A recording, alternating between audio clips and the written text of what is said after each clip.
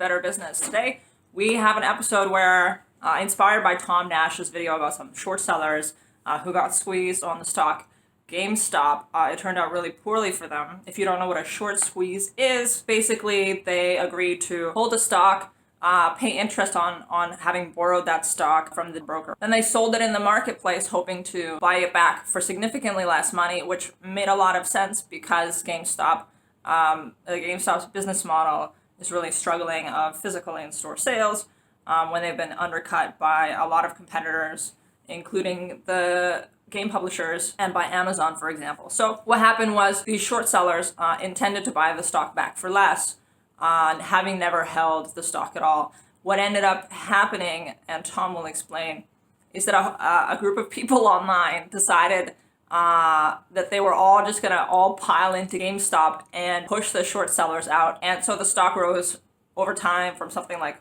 $4 a share to $65 a share. If you borrowed the shares at $4 and then sold it at $4, and now you have to buy them back at $40, you've lost 10x your initial money. I'm not sure if this is a bad example or a good example of a case study, but the point that I'm going to make for conservative investing is that Moore's Law does still apply to the stock market, and that anything bad that can happen will happen. Now, the issue with being kind of a risky investor who doesn't look at a stock's fundamentals, and I'm sure that these short sellers did, however, their upside losses were exponential, and so short selling can't really be considered conservative investing, nor can leveraged investing. And so there are some things that a lot of people, I find, are not paying attention to in the current stock market. We have a lot of young new entrants to the stock market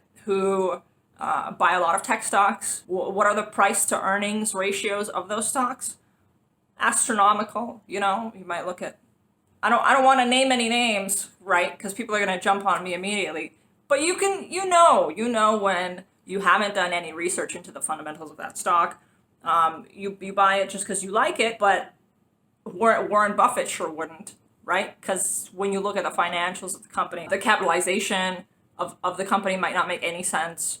Where are the customers of the company? There are some, but maybe there are not enough. And what about the financial statements of the company? How are the revenues doing? And when you put those factors together, those projections that people are making for a lot of stocks are either overly bullish or they're holding out on a complete market collapse to be able to buy the dip at 50% discounts. And so I'm going to make the case for conservative investment strategies. Whether you're a buy and hold seller who doesn't have that many stocks in their portfolio, or you're a fundamental investor and maybe you trade more, but you base it on the fundamentals, or you're a technical investor. You still don't have to short, maybe no puts or options. There are a lot of things that you can stay away from to limit your risk. One guy who certainly has notable is Warren Buffett. And the one thing that he says is to not lose money. The first rule of investing is don't lose money.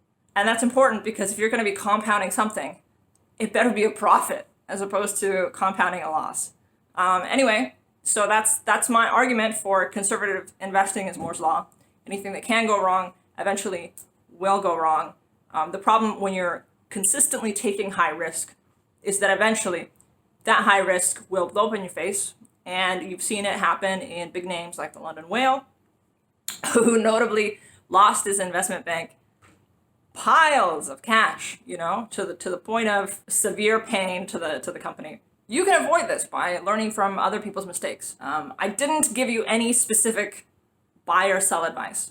This is just kind of common sense stuff that hopefully, particularly if you're a new investor. One of the best things to do in investing is to get burned young, right? So that you figure out what not to do.